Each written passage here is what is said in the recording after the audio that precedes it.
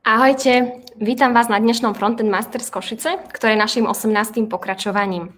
Ja som Monika a budem vás prevádzať dnešným podujatím. Zároveň by som rada privítala aj našich dnešných hostí, Ďura a Martina, ktorí si pre vás prichystali zaujímavé prednášky. Páni, vitajte. Ahoj. Čaute.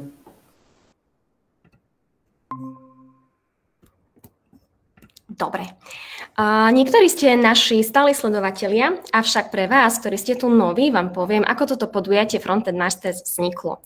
V podstate išlo o interné školenie pre kolegov, o ktorom keď sa dozvedeli ostatní IT kolegovia z Košic, tak sme ho rozšírili do priestoru a organizovali ho v takejto aule. Ak by ste mali záujem si vypočuť alebo si pozrieť záznam z predchádzajúcich podujatí, prípadne sa dozvedieť niečo viac o živote z nášho Bartu, tak si môžete pozrieť náš firemný blog blog.bart.sk. Čo sa týka dnešného podujatia, tak sme teraz online a tak si nás môžete pozrieť kedykoľvek a kdekoľvek sa v podstate teraz nachádzate. Na dnešnom podujatí budú našimi prednášajúcimi Maťo a Ďuro.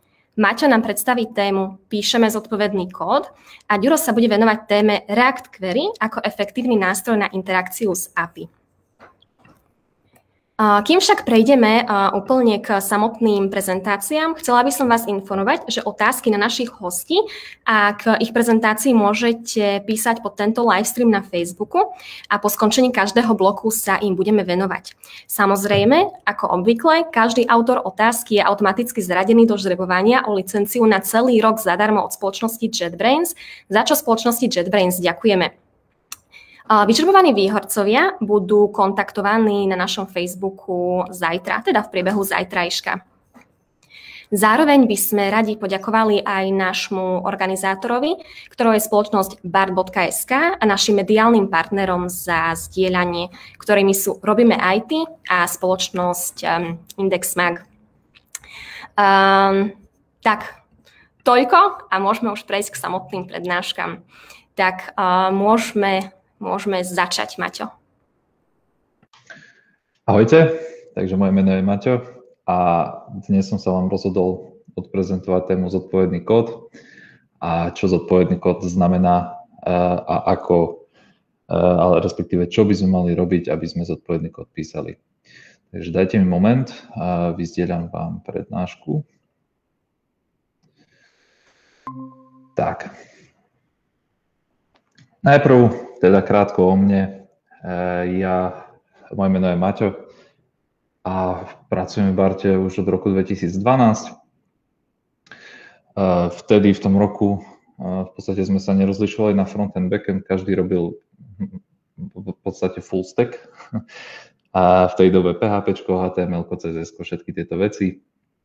Postupne sme ale mali možnosť meniť alebo prispôsobovať svoje zameranie. A ja som stále inklinoval k tomu, že budem robiť frontend.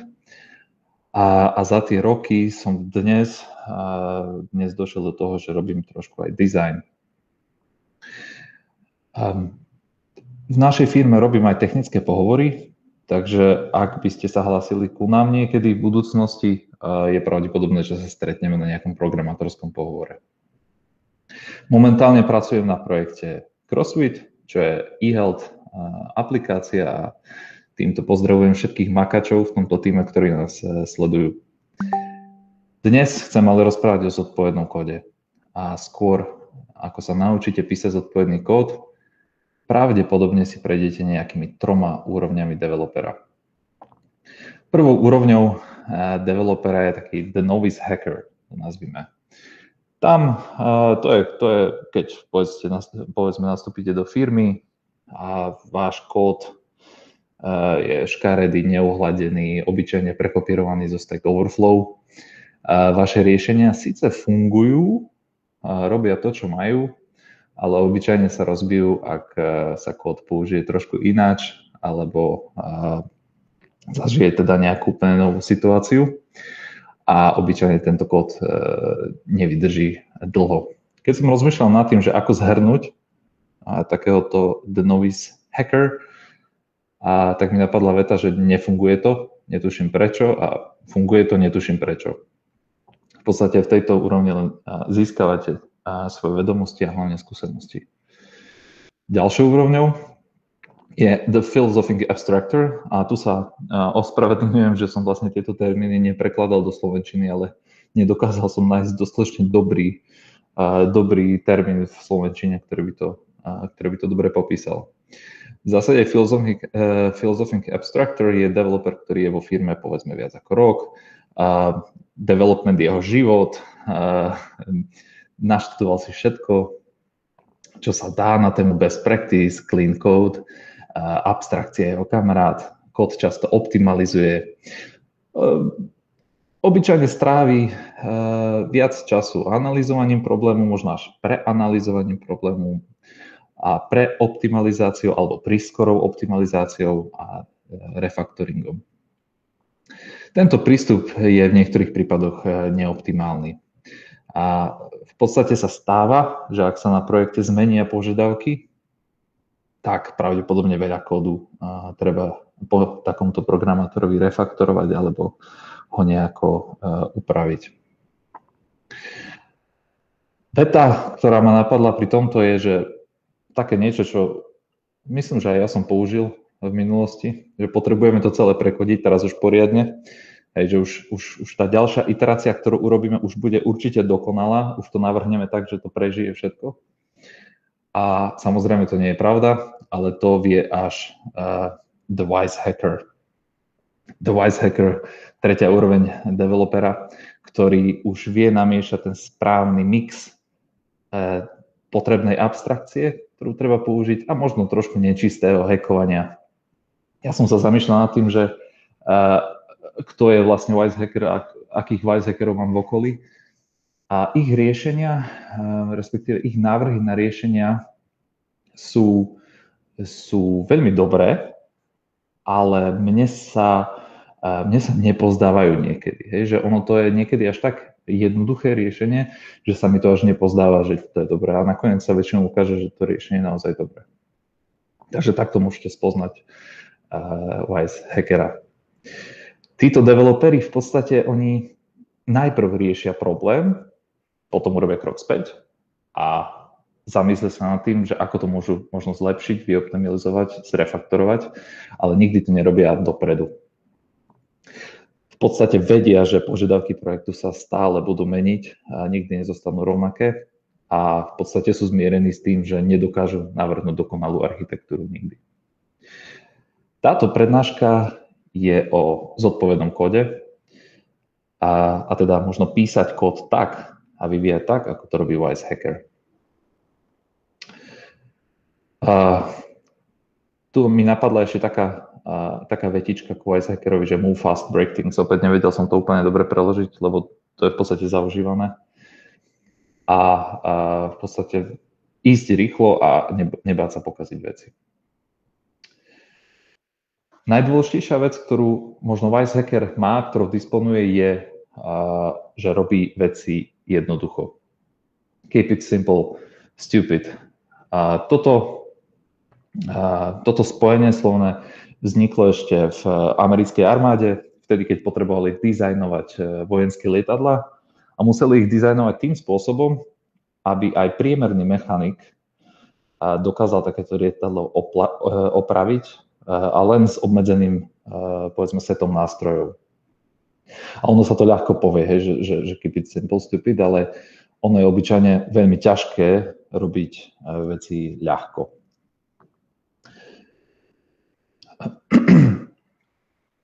Už nemám konkrétny kód, ale v mojej minulosti sa stala takáto vec, na ktorú som si spomenul, keď som hľadal inšpiráciu na túto prednášku.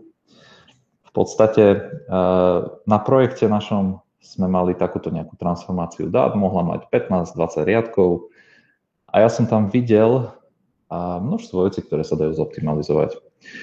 V tom čase som sa povedzme aj naučil ďalšie krásne funkcie javascriptové ako map, reduce, filter, tieto veci, takže som si povedal, idem to zoptimalizovať, túto funkciu. A vyšlo mi z toho to, že som napísal niečo takéto, čo u nás na východe voláme one-liner a V podstate je to úplne elegantné riešenie tohto problému, pretože z 20 riadkov som to zredukoval na 1. No, čo čert nechcel, o pár týždňov som musel transformáciu nejakým spôsobom upraviť a prisahám vám, že keď som našiel tento kód, tak som poprvé išiel nadávať, že kto taký zložitý kód napísal a potom som chvíľu lúštil, že čo to vlastne robí. Kdežto ten kód naľavo prísť na to, čo robí, je o mnoho jednoduchšie.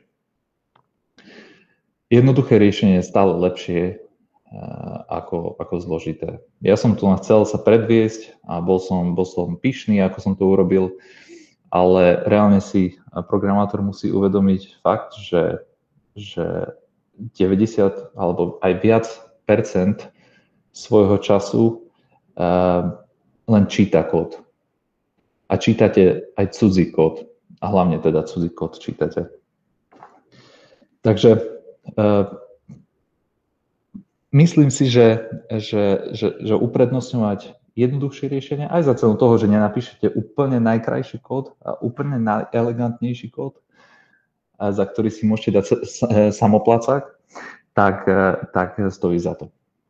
Keď sme už pri písaní kódu, tak v kóde sa vám často vyskytujú komentáre. No a mám pocit, že v programovaní je taký, povedal by som, taký úzus, alebo taká spoločná zhoda, že komentáre sú dobré, komentáre treba mať. A myslím, že to je taký trošku mýtus, pretože kód by nemal potrebovať komentáre. Mal by byť svojou vlastnou dokumentáciou. Treba proste stráviť čas tým, že vymyslíte dobré meno pre tú premenu, že vymyslíte dobré meno pre tú funkciu. A keď sa ten kód dobre číta, nepotrebuje komentár. Čo je horšie, je to, že komentáre môžu klamať. Kód neklame nikdy. V podstate, čo napíšete, čo sa skompiluje, čo sa spustí, stále to odpoveda tomu kódu.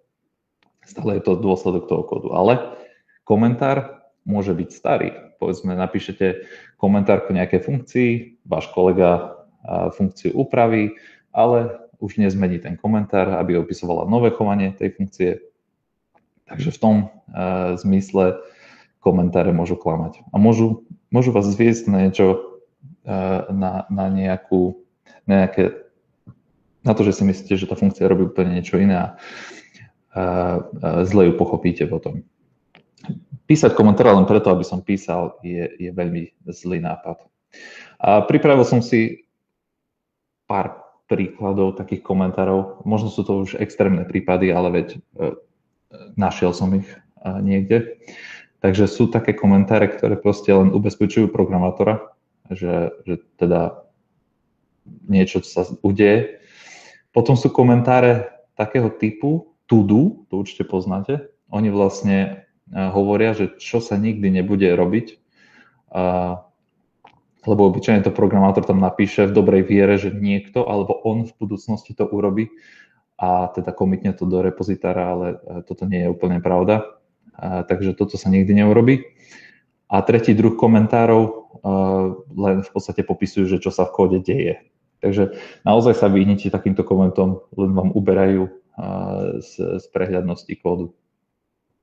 Úplne ale najhorší typ komentáru, a ktorý ja som napríklad v merge requestoch by som povedal komentoval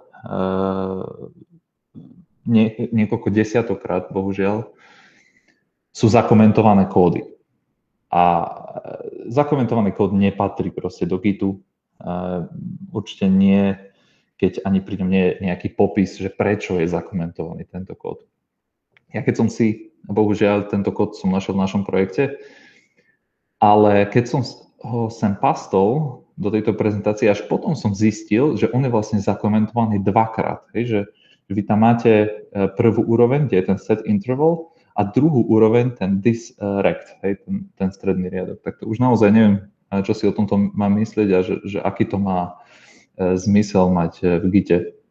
Takže naozaj máme Git, je v pohode odstraňovať kód. Nájdete ho. Mať menej kódu v repozitárii je výborný nápad, lebo menej je niekedy naozaj viac. A menej je niekedy viac, to je taký stav, je to taký zvláštny stav, ku ktorému som došiel postupne, že ja proste neznášam nadbytočný kód. Či je to nadbytočný kód v merge requeste, hej, povedzme v merge requeste vám niekto hodí nejaké formátovanie, čo nesúvisí s merge requestom, alebo nájdem zle pomenovanú funkciu, alebo zle pomenovanú premenu zanorenia 3-4. Tieto veci sú nadbytočné a znamenajú, že pravdepodobne tam budú bugy. Ja idem podľa mota, že teda, že čím menej kódu, tým menej bugov. V podstate kód, ktorý nenapíšete, nemôže mať bug. Menej kódu znamená aj menej komplexity, ktorú máte, menej bugov, menej nepredvídateľného správania. A treba si uvedomiť, že s každým ifom, čo napíšete do kódu, a s každou takouto vetvou vám pribúda nový test case. A test case musíte otestovať. V podstate, aby som si pomohol tým, čo povedal pán Exupéry, voľne preložené, že tá dokonalosť sa dosahuje nie tým, keď už nie je čo pridať, ale keď už nie je čo odobrať. A neviem, ako to je u vás, ale minimálne akože na mňa odstraňovanie kódu má taký terapeutický účinok. Keď vidím niečo takéto, že zmenené boli 4 súbory, 65 riadkov pridaných, 142 odobraných, tak to je pre mňa že úplne slasť, keď toto vidím. To by som normálne odmeňoval. A keď sa vám toto stane a zároveň vy vyriešite nejaký bug alebo pridáte feature, tak to je skvelý pocit a pozdvihnete si myslím kvalitu projektu. S redukovaním kódu potom súvisia packages, ktoré tak máme veľmi radi ako frontend developeri, lebo tam je množstvo kódu, ktorý môžeme zredukovať tým, že ho proste neinkludneme do projektu. A určite každý teda poznáte NPM-ko, náš teda super repozitár hlavný, odkiaľ všetci ťaháme svoje package. My sme sa raz v práci bavili tým, že sme do NPM-ka dávali podstatné mená, rôzne, a skúšali sme, čo nájde, a boli sme prekvapení z toho, že naozaj stále našlo nejaký package. Takže v tom NPM-ku je naozaj veľa packageov a naozaj to zvádza na to, aby ste si uľahčili prácu tým, že si nejaký package importnete. Nemusíte teda na každú blbosť si importovať ďalší package do projektu. Môžete si tam zatiahnuť nejakú zraniteľnosť, o ktorej neviete samozrejme. Z princípu fungovania NPM-ka vychádza, že ak si vy importnete aj dobrý package, ale ten package je závislý na nejakom zlom package, tak vy si pulujete, alebo teda dávate do projektu aj ten zlý package. Okrem toho je problémom NPM-ka, aspoň pre mňa, veľkosť node modules. V podstate prenášame zbytočne obrovské množstva dát. Pre maličký projekt sa vám preniesie 200-300 megabajtov. Pri každom deploy samozrejme sa vám tieto dáta stále prenášajú niekde. Je to také, mne to príde veľmi nešetrné ku všetkým zdrojom, ktoré máme, k technickým. Samozrejme, veľkosť node modules možno nemusí byť ten hlavný problém, lebo veď buildujem len raz. Väčší problém môže byť tá veľkosť bundlu. A pre tento prípad som objavil tool Bundlephobia, do ktorého keď zadáte meno packageu z NPM-ka, tak tak vám vypíše jeho veľkosť, ktorú vám zaberie na disku a potom aj veľkosť, ktorú bude mať zbundlovaný tento package. Takže aj na základe toho si môžete vyberať, ktorý package si tam dáte. A na záver by som rád povedal, že teda je OK si niektoré veci proste písať sám. Lebo sa vám môže stať niečo také ako v roku 2016, myslím, to bolo. Bol to balíček LeftPad. Bol to balíček LeftPad, ktorý napísal programátor z americkej Oklahomy. Maličký, veľmi maličký balíček, 11-riadkový a záviselo na ňom tisíce projektov. Kvôli tomu, že sa pohádal jednak s jednou korporátnou spoločnosťou a potom následne aj s NPM-kom, tak všetkých svojich 270 packageov, ktoré mal v NPM-ku, zmazal. Nebol by problém s tými 270, ale problém bol s tým ďalším, s tým LeftPadom, ktorý takmer každý projekt používal. Lebo keď ich zmazal, tak všetky deploye v podstate prestali ísť. Dokonca prestali ísť deploy aj Reactu ako projektu, pretože React bol závislý na niečom, čo bolo závislé na niečom, čo používalo LeftPad. A pritom LeftPad je naozaj program, ktorý mal 11 riadkov, bola to jedna funkcia, ktorá vám doplňala znaky zľava do stringu. Neznamená to samozrejme, že NPM-ku netreba používať, ale treba nájsť určitú mieru. Povedal by som, že určite menej balíčkov je lepšie. Poslednou radou pre vás je používajte správne nástroje. Keď sa učíte nový jazyk, novú nejakú abstrakciu si naštudujete, ako robiť, alebo nový framework, novú paradigmu programovania, tak máte chuť všetko riešiť týmto spôsobom. V podstate sa vám zdá, že všetko viete vyriešiť pomocou tohto nového štýlu, ktorý ste sa naučili. Podobný prípad sa stal aj u nás. Samozrejme, neboli sme v tom sami, ale začali sme vo veľkom používať Redux na mnohých projektoch, napríklad na prácu s API, a časom sa ukázalo, že to nebolo úplne najlepšie riešenie. Časom sa tam vyskytli výzvy ako cachovanie dát, ich invalidácia, race conditions a podobné, ktoré sme museli riešiť, ale stále mi to prišlo, takže asi by sme to nemali riešiť. Určite existuje nejaký nástroj, ktorý to vyrieši lepšie. Vtedy nebol, dnes už je. V podstate aj samotný autor Reduxu, ten Abramov, vystriha pred nesprávnym použitím Reduxu vo svojom veľmi dobrom článku, ktorý sa volá You Might Not Need Redux.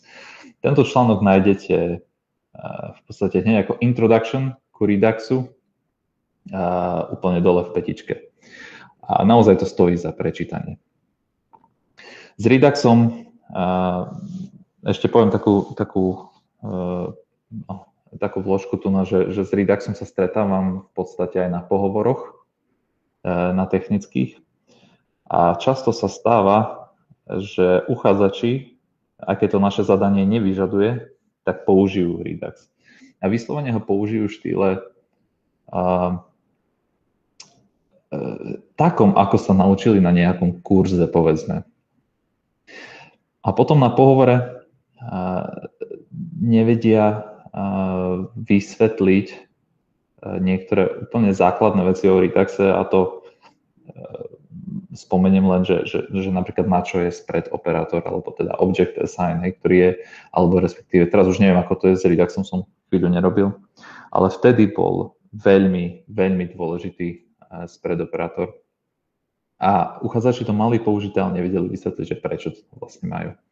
Takže chcem tým povedať, že učte sa veci vlastne od tých základných až po tie viac náročné, ako je napríklad Redux.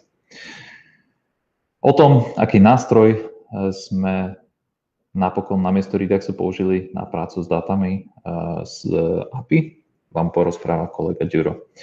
Ja by som týmto moju presku ukončil tým, že teda ako sa stať zodpovedným developerom alebo wise hackerom. Ja si myslím, že treba hlavne robiť dobré rozhodnutia. No a dobré rozhodnutia budete robiť vtedy, keď budete mať prax. No a prax získate zo zlých rozhodnutí. A myslím si, že sa veľmi veľakrát ešte popálite a v zásade ale netreba sa prestať snažiť počúvať spätné väzby a pýtať sa, prečo je to tak, ako to funguje a prečo to funguje. Na záver ešte pripájam zdroje, ktoré dám do diskusie a do eventu, kde si ich môžete preklikať. Ďakujem vám veľmi pekne za vašu pozornosť.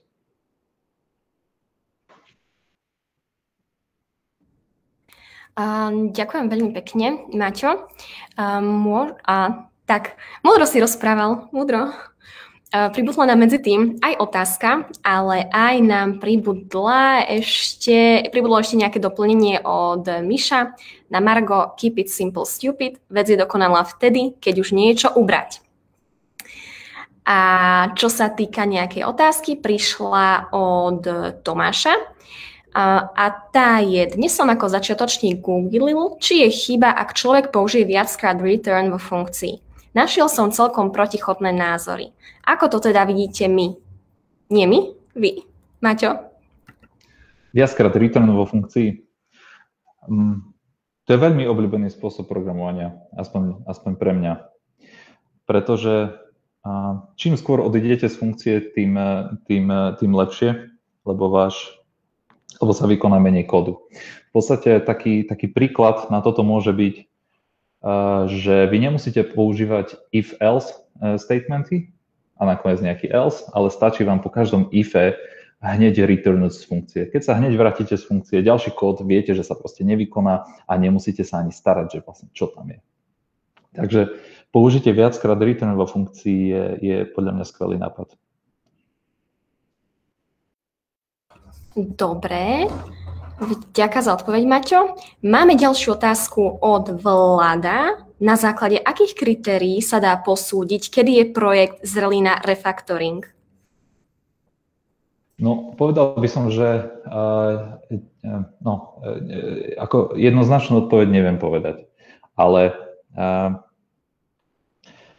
v podstate, keď sa projekt rozbieha, na zelenej lúke ho staviate, to je krásny pocit. A každá nová feature, ktorú tlačíte do projektu, tak sa tlačí tam veľmi rýchlo a ste veľmi nadšení z toho, ako ju tam rýchlo natlačíte a rastie to veľmi rýchlo celý projekt. Dostanete sa potom možno ďalej do stavu, že pridávanie nových feature sa bude spomaľovať. Keď sa spomalí natoľko, že pridanie novej featurey zabere stále viac času a zákazník potom, alebo to je možno nejak retrospektívne si to môžete vyhodnotiť, že pridanie novej featurey nám už naozaj zaberie veľa času, o mnoho viac než na začiatku, tak by som povedal, že je tam už niečo zlé. K tomu by som, že ako sa tomu vyhnúť teda možno, a to teda myslieť na tú kvalitu úplne od začiatku a možno sa nevrhnúť na ten projekt na zelenej lúke, viete, ako hlavou proti múru, ale už od začiatku mať na vedomí tie veci, ako kvalita kódu a ako ten kód optimalizovať, refaktorovať. Takže toľko. Dobre, vďaka, Maťo. Na tú otázku dokonca reagoval aj Filip, ktorý odpovedá: keď si prečítaš kód 2 až 3 krát a stále nechápeš, čo vlastne ten kód robí. A máme ešte otázku. Vďaka, Filip. Filip, Maťo, máme ešte jednu otázku od Filipa a tá je: aké odporúčania by ste dali pre začiatočníka vo frontende, kde a ako začať? No, skvelá otázka, lebo existuje už nejakú dobu na internete skvelá stránka pre toto a myslím, že ti odpovie určite oveľa lepšie, ako ti odpoviem ja. Volá sa roadmap.sh, tuším to je. a nájdeš tam, ako sa stať, povedzme, frontend alebo backend developerom, alebo tuším, tam je aj architektom pre servery, aj nejakým DevOps človekom.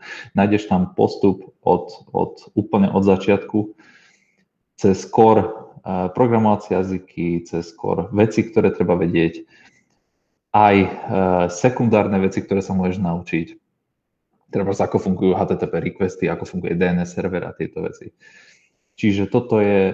Ja by som dal link do tej diskusie. Ja to nájdem a dám tam link, aby ste to našli. Ale toto je podľa mňa perfektný resource.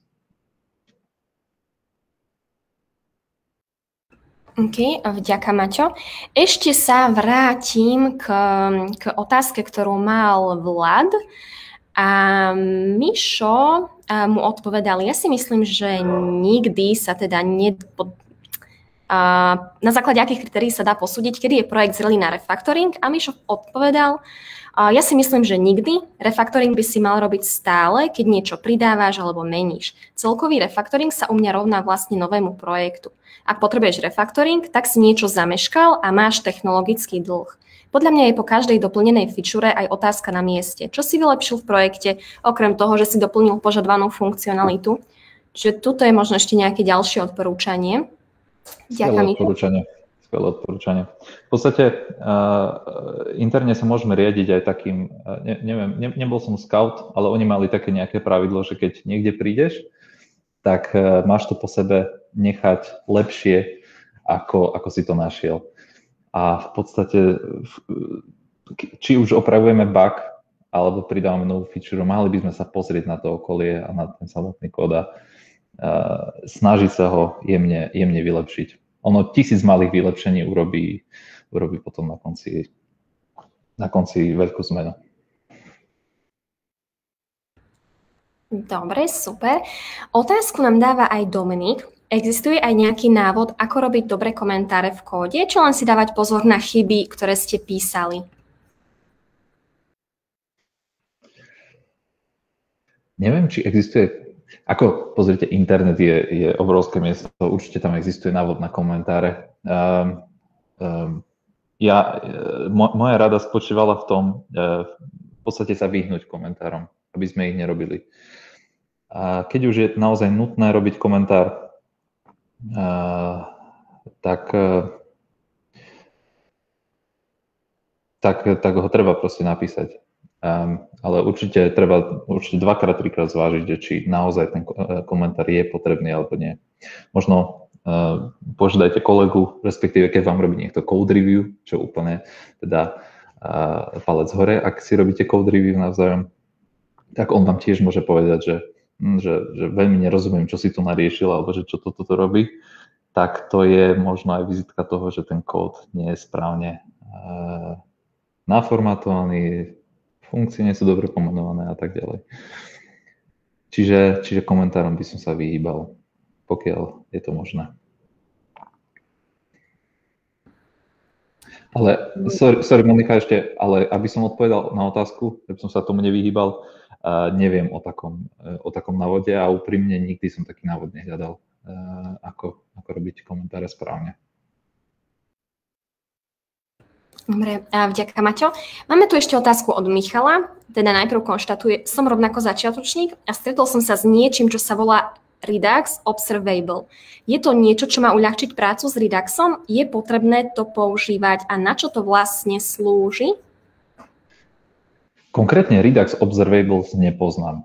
Poznám ale niečo, čo sa volá NGRX Store a to je obdoba Reduxu pre Angular, kde sa hlavne využívajú tieto observables. Čiže keby som mal dedukovať, tak poviem, že Redux Observables je niečo také pre React.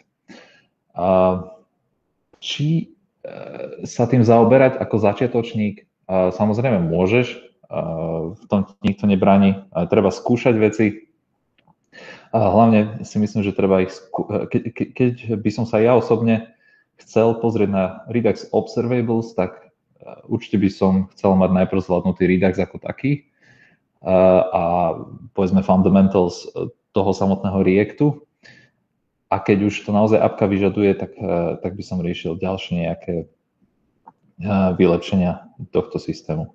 Observables je skvelý koncept, na ktorý som narazil až v podstate nedávno, ako asi tak 2 roky dozadu, keď som začal robiť naplno na CrossFit appke, našej e-healthovej aplikácii, a tam používajú Angular a tam bez observables sa nezaobídeme. Je to, dokonca by som nazval iná paradigma programovania, úplne nová skúsenosť a na frontend by som povedal, že veľmi, veľmi dobrá vec. Ale určite treba zvážiť, že či tie fundamentals a tie basics už máš pokryté, aby si začal investovať čas do niečoho takého. Lebo toto chápem už ako dosť pokročilú technológiu.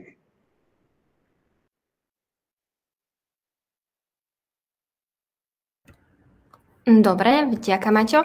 Otázky nepribudli medzi tým, ale Filip zdieľal roadmapu, teda návod, ako sa stať front-end developerom krok za krokom, tak ďakujem a ostatní pokojne si to pozrite, je to v komentároch. No, čiže čo sa týka otázok, nemáme ďalšie, presunieme sa o chvíľku k ďalšej prezentácii, k Ďurovej, avšak ak budete mať ešte nejaké otázky, či už k Maťovej alebo zase k Ďurovej prezentácii, pokojne ich píšte do komentárov a my sa im budeme venovať po skončení teda Ďurovho bloku prezentácie. Tak, Ďuro, môžeš začať. OK, tak ja si teraz vyzdielam obrazovku najprv.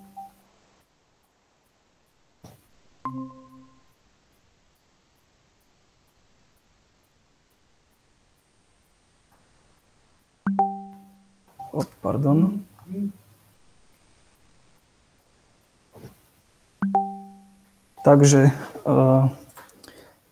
Takže čaute, ja som Juraj, pracujem v Barti ako developer v Reacte a Node.js, čiže na frontende používame React, na backende Node.js. Som súčasťou týmu, ktorý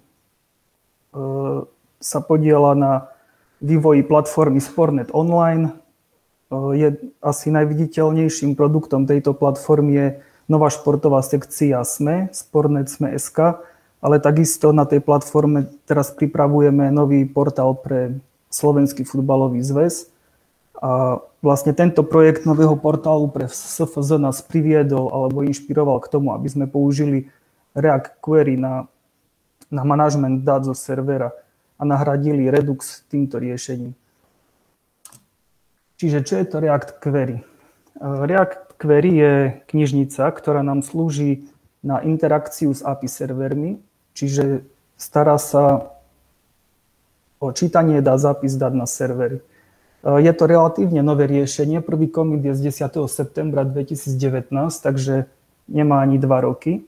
A spomeniem aj, že autorom je Tanner Linsley, ktorý je takisto tvorcom knižníc ako React Table, React Form, React Charts a iných. Čiže je to veľmi talentovaný developer. Odporúčam možno si ho followovať na Twitteri alebo pozrieť si na GitHube jeho profil. Určite je možné sa od neho inšpirovať a aj veľa naučiť. Na čo nám slúži React Query? Čiže, ako som spomenul, slúži na čítanie dát zo servera. Keď čítame dáta, pracujeme aj s pojmami ako fetching alebo querying a React Query veľmi používa ten pojem querying, takže budem používať často slovo queries. A vy budete vedieť, že sa jedná o čítanie a ukladanie dát v aplikácii, ktorá beží v browseri. Ale takisto nejde len o čítanie, ale aj modifikáciu dát. Sa používa pojem mutations. Ja nebudem popisovať mutations, budeme sa baviť čisto o querying dát, o fetchovaní, o cacheovaní a o manažmente dát, ktoré sme si prečítali a používame a potrebujeme ich zobrazovať v aplikácii. Čiže celkovo úloha tejto knižnice React Query sa dá všeobecne ako knižnica na manažment server stateu, čiže synchronizácia dát a update server stateu. Čo je to server state, poviem na nasledujúcom slajde len veľmi stručne. a trochu sa to aj ťažšie prekladá do slovenčiny, tak sa budem to snažiť nejako vysvetliť. A taký side effect celého riešenia React Query a tomu, čo nám ponúka, je, že nám umožňuje písať React aplikácie bez použitia knižníc na prácu s client stateom, s globálnym stateom frontendovej aplikácie. Najznámejšia tá aplikácia je Redux, ktorú Martin spomínal, ktorú sme často používali práve na to, že sme si v nej ukladali dáta, ktoré sme načítali zo servera. Tu chcem ale upozorniť, že React Query nie je náhrada za Redux. Redux má stále svoje opodstatnenie v aplikáciách, keď potrebujeme písať aplikáciu, kde máme veľa nezávislých komponentov, ktoré potrebujú zapisovať globálne dáta v rámci aplikácie a potrebujú reagovať na zmeny tých dát a zobrazovať ich, stále má Redux svoje miesto. Ale možno pri práci s dátami zo servera trošku krýva a veľa vecí, ktoré už React Query v sebe obsahuje, by sme si v Reduxe museli doprogramovať sami, respektíve doinštalovať nadstavbu pre Redux, aby nám suplovala veci, ktoré React Query pokrýva. A tým pádom, že my vieme nahradiť Redux a ďalšie knižnice na ňom závisle, jednou malou knižnicou React Query vieme si znižiť aj bundle size celého projektu. Čo je to ten server state? Server state sú dáta, ktoré sú uložené vzdialene, niekde na serveri. My k tým dátam pristupujeme pomocou volania HTTP requestov, ale tá pravda a to v akom stave sú tie dáta, je na serveri. A my tie dáta, v akom sú stave v aplikácii, nikdy pravdivo nepoznáme. Stále keď spravím request a vyžiadam si nejaké dáta, zoznam článkov napríklad, my v tej chvíli už nemáme state servera, ale máme len jeho cache.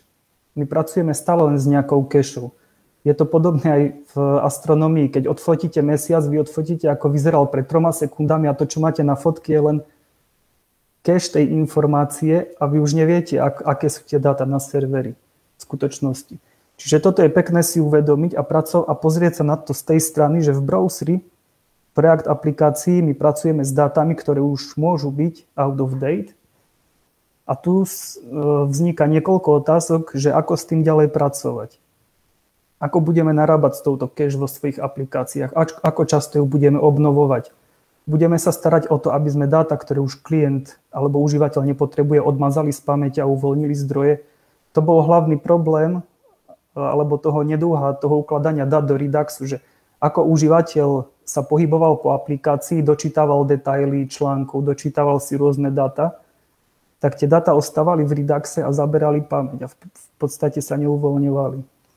No a pokúsiť sa správne riešiť tieto problémy zlepšuje celkový user experience aplikácie, že ten užívateľ sa bude cítiť komfortnejšie. Keď má stále dáta čerstvé, má tak čerstvé dáta, ako mu ich vieme zabezpečiť a pritom stále, keď sa pohybuje po aplikácie, nevidí sa točiť nejaké loader.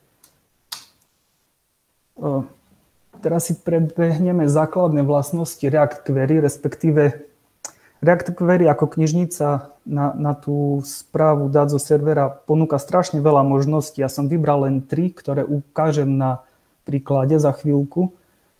A bude to len taký vhľad do tej celkovej technológie alebo knižnice. Čiže React Query pracuje s konceptom stale dát. Stale z angličtiny sa mi ťažko prekladá do slovenčiny, ale je to niečo ako, že tieto dáta sú staré a potrebujem ich obnoviť. Čiže my si časovo vieme vymedziť, že po koľko sekundách, po koľko minútach React Query na svoje dáta označí ako, že tieto sú staré a ja vám ich obnovím. React Query obnovuje dáta, ktoré sú stale za určitých podmienok. Prvá podmienka je, že keď sa nám mountne nejaký komponent, ktorý tie dáta potrebuje a dáta sú stale, na pozadí zbehne request na server a dáta sa dotiahnu čerstvé. Druhá podmienka, kedy sa obnovujú dáta, je, keď užívateľ preklikne fokus aplikácie na iné okno a vráti sa do toho okna. Napríklad len stačí mu, že preklikne medzi tabmi, vráti fokus späť na okno. Je tam komponent, ktorý potrebuje dáta, tie sú zastarané, sú stale, urobí sa request. Takisto sa robí request, keď napríklad vypadne sieťové spojenie a pripojí sa. Keď sa pripojí znova aplikácia, že sa obnoví sieťové spojenie, sú tam nejaké dáta, ktoré sú stale, okamžite ide request a dáta v cache sa obnovujú. React Query nastavuje defaultne po inštalácie čas 0 milisekúnd, čiže dáta sú pre neho stále stale. Ako náhle ide request, označí, že tieto dáta sú stale, zastarané. Čiže React Query má, aj v dokumentáciu to píšu trochu agresívne, ale rozumné defaultné nastavenia. Ďalej je to cache. Všetky dáta, ktoré sa sťahujú z servera, sa ukladujú do cache, odkiaľ si ich čítajú komponenty, ktoré ich potrebujú zobrazovať. Čo je dôležité pri tej cache, že ju vieme nastaviť na nejaký čas. Áno, defaultne sa nastavuje na 5 minút. A po tých 5 minútach, ak sú všetky komponenty unmountnuté, ktoré tie dáta nepotrebujú, tak React Query po 5 minútach tie dáta z pamäte odmáže, uvoľní nám pamäť. Čiže táto knižnica sa veľmi pekne a efektívne stará o manažment pamäte, že nebudeme zahlcovať. No a tretie nastavenie, ktoré ukážem, je refetch interval, default je false, čiže tu si vieme v milisekundách opäť nastaviť, aby sa nám pravidelne púšťali requesty, ako polling, to možno poznáme. Ale React Query to robí tak dômyselne, že keď užívateľ odíde z okna, prepne sa na iný tab napríklad, tak ten refetch interval nechodí. Hej. On sa ako uspí, ako náhle sa vráti späť, tak dáta sa v pravidelných intervaloch opäť začnú obnovovať. Čiže ja by som teraz ukázal aplikáciu. Pripravil som si aplikáciu, ktorá je veľmi jednoduchý mailový klient pre Gmail. Čiže ja sa tu pokúsim prihlásiť. Dúfam, že sa to podarí na prvýkrát. Vyberiem si svoje konto. Tak super, som prihlásený. A teraz sa mi načítalo mojich 5 mailov z nejakého mailového konta, ktoré mám založené. V tabulke sa zobrazujú IDčka správ, potom od koho prišla správa a predmet správy. Hej, keď kliknem na nejakú správu, tak sa zobrazí detail správy. Tá správa sa znova načíta do servera a tu je detail. Len veľmi jednoduchý textový výpis som spravil, plus som pridal label správy, značky. Hej, čiže táto správa je neprečítaná v inboxe a je to nejaký spam. Čiže veľmi jednoduchá aplikácia. Toto, čo vidíte dole, je React Query Developer Tools, kde si môžete pozerať svoje dáta, ako sú nahrané v cache, v akom sú stave, či sú fresh, alebo sú stale, čiže ich treba obnoviť, alebo sú inactive. Čiže developer React Query sa nám postarali aj o takýto developer experience.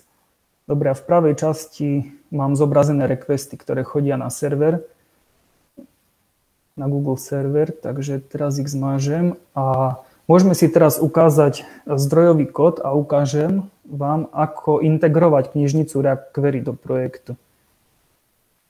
Čiže tu mám nejakú jednoduchú React aplikáciu, ktorá má svoj index.tsx, áno, ten mám teraz zobrazený.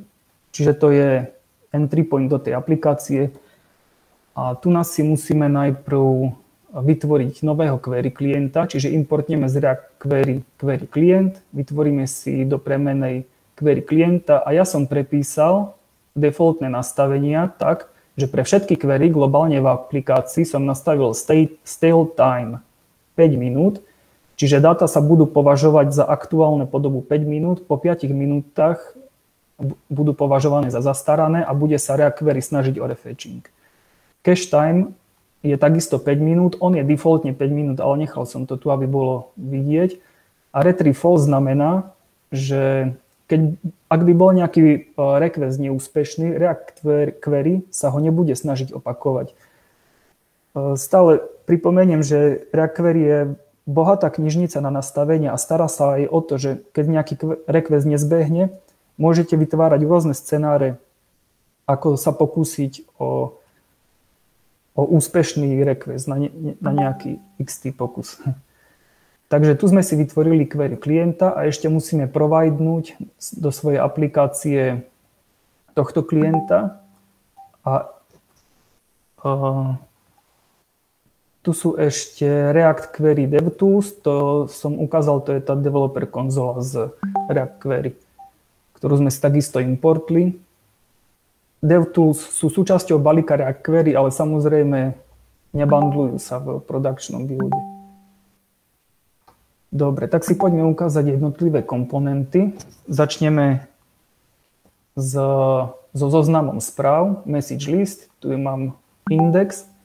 A teraz si ukážeme, ako použiť React Query na to, aby sme si stiahli profil užívateľa. Pretože ďalej budem používať a potrebovať užívateľské IDčko pre stiahnutie správ. Čiže celý React Query je postavený na hookoch, na reaktovských hookoch a veľmi dobre sa s tým pracuje. Základný hook je hook useQuery, takisto importujeme z React Query.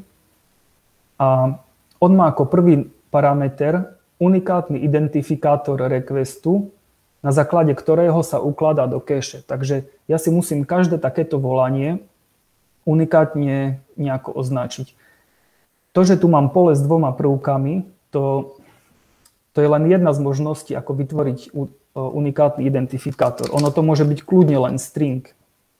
Môžem si dať string, alebo akokoľvek ho pomenujem. Zaužívané je ale pole, pretože prvá časť toho pola mi definuje request a druhá časť mi definuje užívateľa. Pre Google API je slovíčko me, že som to ja, prihlásený užívateľ, ináč by tu mohlo byť aj user ID. Dobre, druhý parameter tej funkcie je druhý parameter toho hooku je funkcia, ktorá má vrátiť už konkrétne dáta z API, alebo by mala raisenúť exception, keď sa volanie nepodarí. Čiže mala by vrátiť nie dáta z API, ale promise, pardon.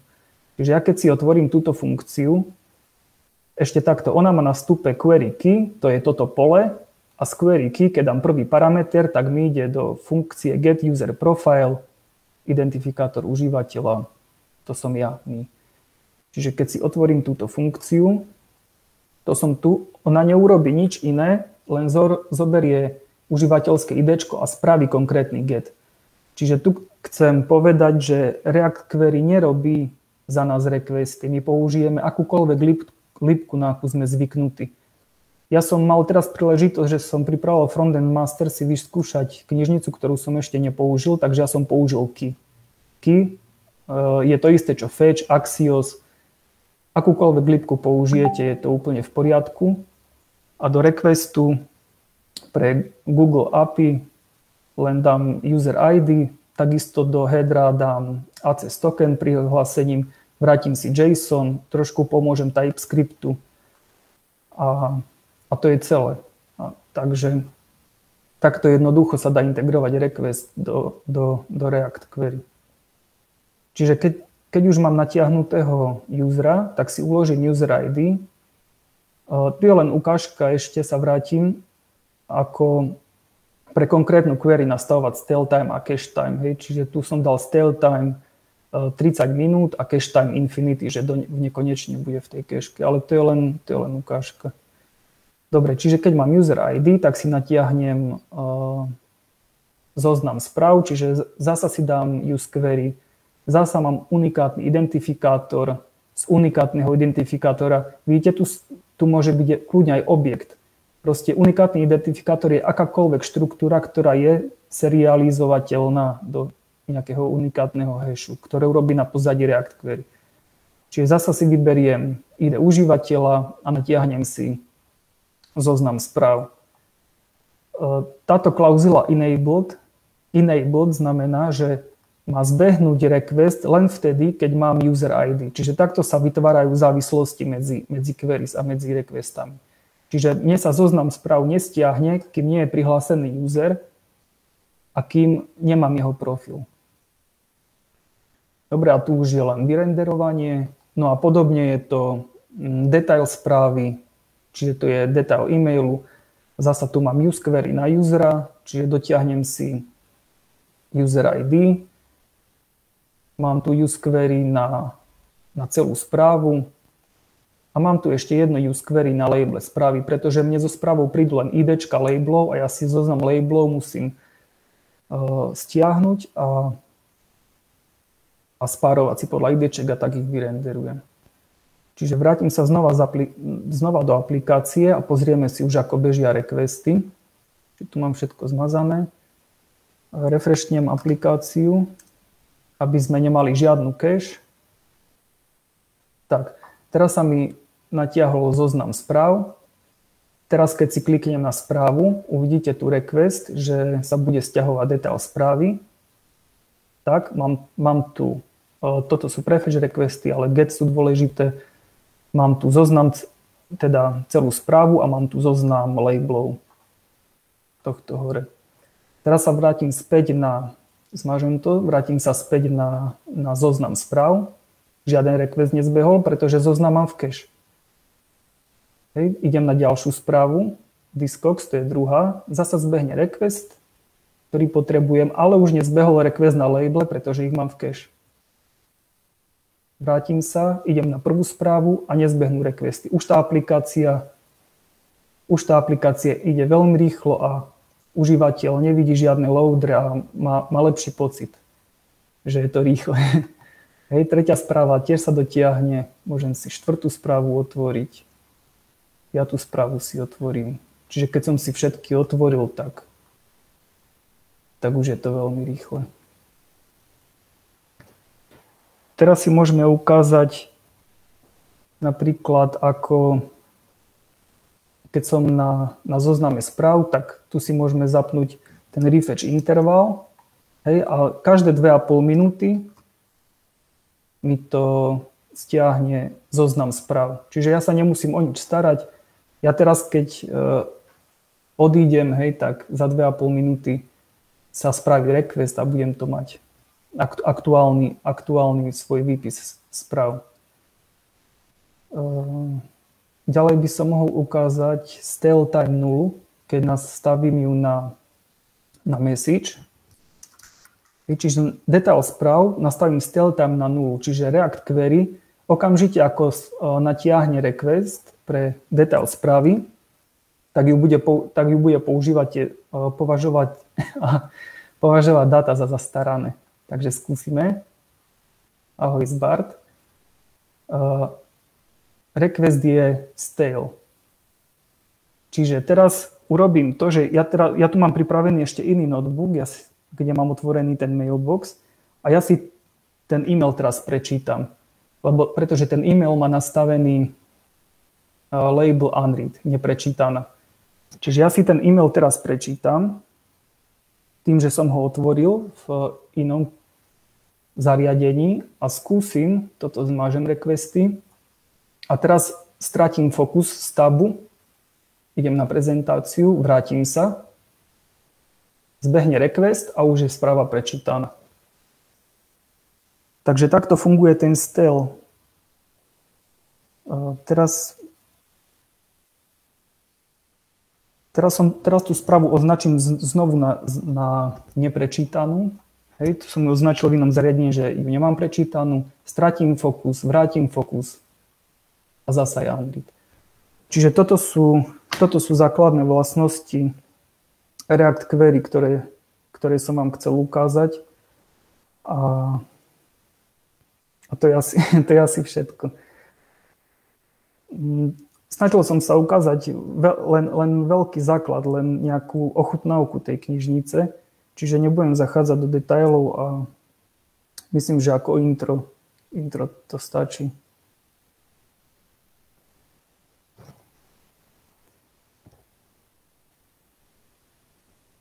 Dobre, super, Ďuro, ďakujem veľmi pekne. No, užitočné bolo to aj pre mňa. Ja som sa naučila niečo o React query. Čo sa týka otázok, tak ak sa nemýlim, medzi tým nepribudli žiadne, pokojne sa pýtajte. Avšak Maťo, ktorý mal prezentáciu ako prvý, s vami vyzdieľal zaujímavé čítanie, tak sa môžete pozrieť, je to tiež v sekcii komentárov. Dobre, otázka. Nevidím žiadnu, ale zatiaľ vám aspoň pripomeniem.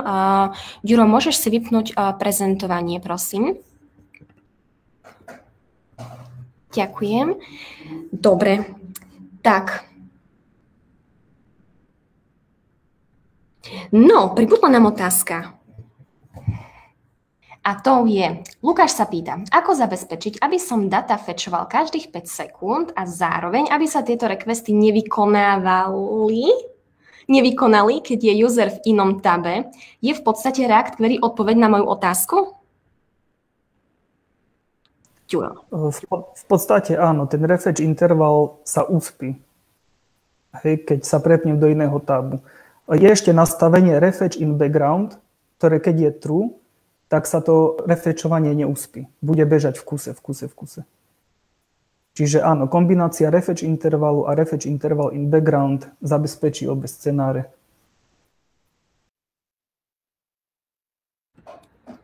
Dobre, vďaka, Ďuro. Máme ďalšiu otázku od Michala a to je, trošku si potrápim jazyk technicky. Ako funguje React Query s knižnicami pre SSR, napríklad Gatsby, Next.js?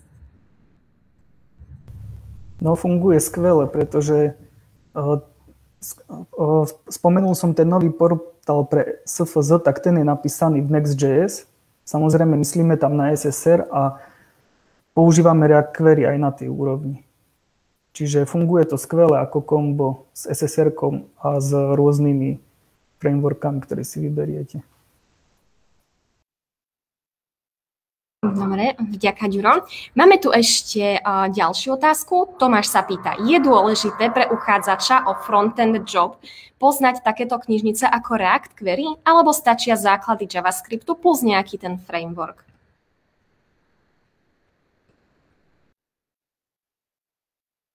V podstate môžem odpovedať asi ja na túto otázku. V podstate my uchádzačom dávame vypracovať zadanie, ktoré si môžu vybrať, že naprogramujú v čomkoľvek. My máme napísané, že to môže byť React, Angular, tuším tam je aj Vue, a nie som si úplne istý. Ale aj keby ste to nakodili úplne v nejakom novom frameworku, tak my sa len potešíme. Určite nevyžadujeme znalosť nejakých konkrétnych knižníc, ale skôr sa zameriavame na znalosť samotného JavaScriptu, respektíve v dnešnej dobe skôr TypeScriptu.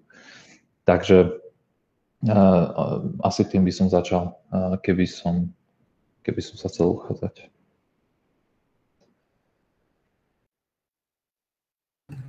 Dobre, vďaka, Maťo.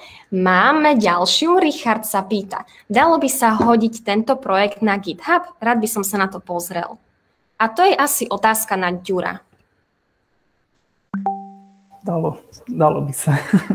Ale je tam veľa vecí, ktoré som zanedbal. To proste nie je apka, ktorá by sa mala použiť na čítanie mailov. Hej, tam nie je dotiahnutá autentifikácia s Googlom. Sú tam resty, ja som sa snažil ukázať to React Query vo svojej podstate. Takže dá sa nahrať, ale netreba si ju zobrať ako základ, že na vybudovanie produkčnej apky pre niekoho. To je proste len edukatívny projekt. Showcase. Dáme to na GitHub, len to tam trošku upracujem. Dobre, super. No, ďalšie otázky zatiaľ nepribudli, ale vy všetci, ktorí ste sa pýtali, prípadne sa ešte budete pýtať teraz v priebehu niekoľkých sekúnd, tak ste zapojení do žrebovania o ročnú licenciu od spoločnosti JetBrains. A ako som spomínala v úvode, vyžrebovanie výhercov bude prebiehať zajtra na našom Facebooku, tak to môžete sledovať. Teda sledujte to.